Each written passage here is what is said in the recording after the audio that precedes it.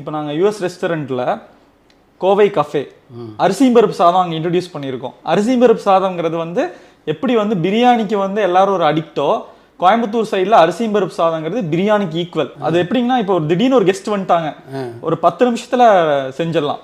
அரிசி பருப்பையும் ஒட்டுக்கா போட்டு தாளிச்சு வந்து குக்கரில் வச்சு விசில் 3 விசில் விட்டிங்கன்னா அரிசி பருப்பு சாதம் ரெடி.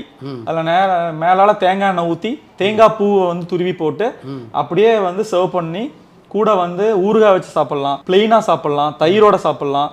அவ்வளோ சாப்பிட்டே இருக்கலாம். மசாலா இருக்காது, ரொம்ப மைல்டாக இருக்கும். வெறும் வெங்காயம், தக்காளி, பூண்டு அவ்வளோதான் அதில் மேஜரான இன்க்ரீடியன்ஸு. நான் சொன்ன வீட்டு சாம்பார் தூள் அவ்வளோதான். இதுதான் அதோட இன்க்ரீடியன்ஸு. ஸோ அம்மாவோட ரெசிபியை நான் வாங்கி அதை ரெஸ்டாரண்ட்டில் அப்ளை பண்ணியிருக்கேன்.